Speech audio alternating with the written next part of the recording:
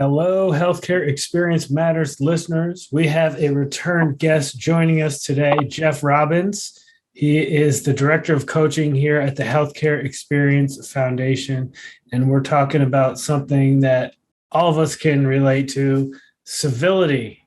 Civility, and of course, the lack of civility at times, and how all of that relates back to great patient experiences. So, Jeff, for listeners that may have missed our first two episodes together that we did, and I will link to them in the show notes today, why don't you just remind us who you are and what kind of drives your passion for this work?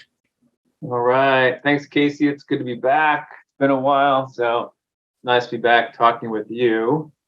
So my background is in 20 years of healthcare in all different types of settings, mainly in academic healthcare and outpatient and inpatient with a focus in medicine, cardiovascular medicine, and medicine specialties, and then a nice little stint in psychiatry as well on the academic side. So a lot of different settings, a lot of different experiences, and patient experience is pretty important to me. I've had a lot of experiences with my family that have fueled my passion, and then I've had some personal experiences with civility. So this is what's fueled my passion with civility, and that's why I enjoy talking about and creating awareness about it.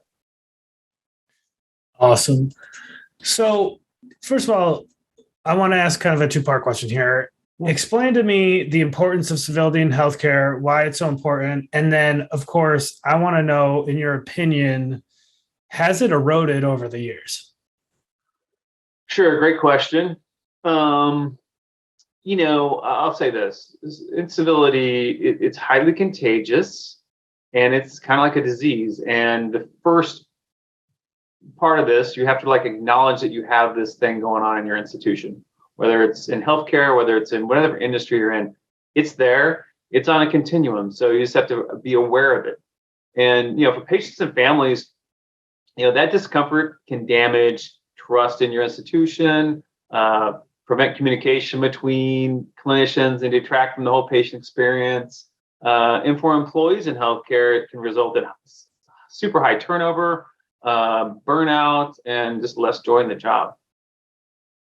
When I think about, you talk about erosion, just think about it. You're going to have, I know people when they're dealt with, where they're impacted, they constantly think about it.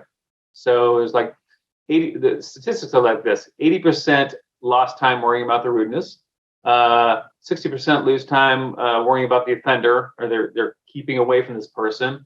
There's about 60% reduction in cognitive ability at your job. So you're not even focused on your work. You become disengaged, and overall reduced commitment to work. So you're disengaged, and then you probably about 12% of people leave that job. So that's the erosion you see.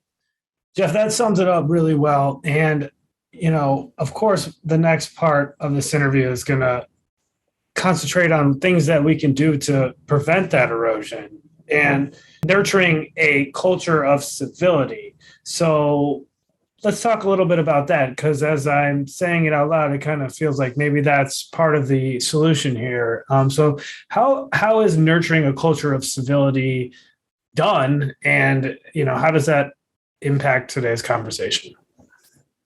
Yeah, so let's think about that. There's a great author, Dr. Cynthia Clark. I have her book. It's I made a note of it real quick. So, Core Competencies of Civility in Nursing and Healthcare. It's a great book. It's from 2021. She created a conceptual model of the culture of belonging. And so, at the bottom of that, there's three levels of it. At the bottom, there's psychological safety, civility and respect, dignity, and awareness. So that's the foundation. Next level up is going to be diversity, equity, inclusion, community building, authentic connections. Then when you establish those two building blocks, then you have this culture of belonging. So if you remember, on the bottom is civility and psychological safety. When you do not have those, there's no way it's going to jump to any sort of belonging. People aren't going to feel the culture is good, And Casey, I've been through it. I was in a situation where I was on this continuum of workplace aggression, and I got disengaged, and my values didn't line up with the institution, and I left. I was one of those 12% that said I'm out, and I had reported the incidences and formally did the right thing, and nothing was done. So that's when you know that there's no culture, and you feel like, well, if that's not going to align with my culture, my values, I'm going to get out. And that's what's happening. People are leaving, and this doesn't happen with clinicians or professionals. Happens with patients. We see it in the waiting room, the incivility interaction between two patients, between staff and patients, and then providers and colleagues. So, with the pandemic, the 2.5 years we've been in this pandemic, that's put a magnifying glass on the incivility, and people are exhausted. And you're seeing it now in clinics, inpatient, outpatient, all over the place. No, that's really interesting. And did you have a plan B when you left? I would guess I'd ask that. Yes, I did. I did have a plan B, and that Okay.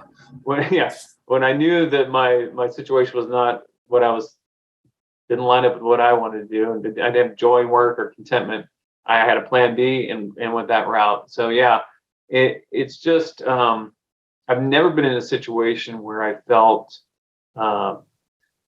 intimidation, mobbing, almost workplace violence. I felt that was the next thing to happen. And it's a very uncomfortable and very unsettling feeling. And so that's why I'm all about awareness of, like, we need to name it in the moment, what that is, what's going on, and then report it according to whatever protocol that institution has. And Casey, even with physicians feel the incivility from their patients. I mean, 6 out of 10 physicians have had horrible comments based on their race, religion, weight, ethnicity. I mean, 6 out of 10. And what the study also found, that a lot of physicians don't even know if there's a formal process to do complaints on it. There's no training on it. So this is something that I think with the pandemic has put this, as I said, magnifying glass on it. I think we're seeing institutions kind of tackling this now and trying to get that psychological safety in check so they don't lose staff and physicians. Yeah, and the more we talk today, the more obvious it is to me why you were so adamant in wanting to have this conversation today. Is there any other reason why you were so emphatic that we have this conversation today? I just think it's after digging into it, some research on it, the impact it has on the patient experience. And then when I saw this workplace aggression continuum, and it starts out with basic incivility. And then when I talk about basic incivility, Casey, I'm just talking about like eye rolling, leaving a meeting before it's done, or leaving a conversation before the person's done talking, slamming doors, super small microaggressions. That's on the distracting, annoying piece of this continuum. Then it just plugs along. Bullying, intimidation, mobbing. I mean, mobbing is basically when people you don't even know have a problem with you because other people are like telling them whether you're not a good employee or something, bullying about you. So that mobbing happens, then physical violence, and then tragedy, Casey. That's when, we see this tragedy all the time in the news, and that happens in healthcare as well. So it's a slippery slope on that continuum. And when you're in it, you don't feel yourself ticking down it, and then until you're like, I gotta get out of here, Now we talked about reporting incidences and following protocol. Any other items you want to leave with us about actions that we can take to, battle some of these things? Yeah, I'll say this. One of my favorite quotes, there's a book by P.M. Forney, he created the Civility Project at Johns Hopkins. And this quote he has on page 4 of his book, Consider Conduct, which is 25 Rules of Civility. And the quote is, a crucial measure of our success in life is the way we treat one another every day of our lives. And that's kind of what I have I try to have this default setting of kindness when I interact with someone. And then when the benefits of a civil environment in healthcare, you're gonna reduce medical errors, you're gonna improve teamwork and communication, employee retention is gonna be sewn up, less absenteeism, energizing your employees, less drama. We got enough drama to deal with, and or enhances your organization's reputation, your brand. It's huge, and so here's one takeaway I like to talk about with incivility is when a stimulus response, Casey. So if I have a stimulus in my face and I want to react to it, I simply take a moment and I think about what is the positive intention about what I'm about to say or do, and is this going to hurt anyone what I'm about to do? Hurt emotionally? I'm talking about emotionally. And when I say that to myself, it gives me about 30 seconds to like sit there and like reset. I usually come up with a really kind response because we want to react in the moment. That's how we're in constant threat mode here. Our brains are in threat mode all the time. So we want to react, but when I slow myself down, I kind of use that restraint as my designated driver. Help me get through this because I don't want to create any more tension that is already in the moment. That's my one nugget. I mean, just restraint and slow down and respond instead of react. Yeah, that's huge. That's definitely huge. So leadership. Yeah. Is there any thing that they can do better when it comes to nurturing these cultures of civility in our healthcare institutions? Yeah, I think a couple of things. One is to have a process in place to take on formal complaints, formal grievances, and most institutions do have that. The follow-up is key with that. But in Dr. Clark's book, she talks about civility teams, which I think is a great concept. Have a executive sponsor, maybe an HR or be the executive sponsor of the teams. Have about 5 or 7 people on the team, a cross section of professionals or leaders in your organization, and then they can create a charter, they can create action plans, data-driven action plans, and then report out to the institution like what's going on. They can even maybe get involved in mediating disputes, respond to incidences and things like that. So it's getting them involved in the core, in the basic beginning of that civility team. The ownership there is huge.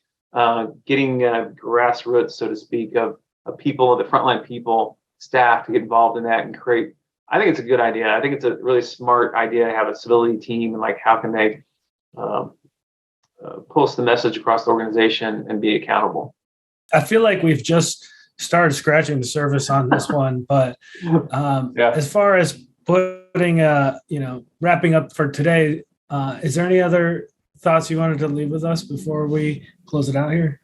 I think the biggest thing for me, I've done a couple of roundtables on this, was just awareness. And Casey, when I left that one organization, I was talking to some of my colleagues and I go, I was explaining what had happened to me. And 9 out of 10 of the people I talked to said, oh, that's happened to me too. So I'm like, okay, so this is not super unusual. And so that was eye-opening for me that this is out there everywhere. And I think what I'm trying to get a point across is like, let's be aware of it. Let's name it, and let's take care of it. Let's try to come up with solutions so that other people don't have to go through that. And overall, a civil organization, culture belonging, a default set of kindness creates a great patient experience and great employee experience. This has been Jeff Robbins. He's the director of coaching here at the Healthcare Experience Foundation. We've been talking about incivility in healthcare, and just a wonderful conversation. And I'll make sure to provide links to a lot of the resources that Jeff mentioned on today's program, so people can explore that further. But thanks again, Jeff, for your time today. Hey, Casey, it's a pleasure. I love talking with you, and thanks for allowing me to come and talk about this important subject. Okay, until next time, take it easy. Thanks, buddy.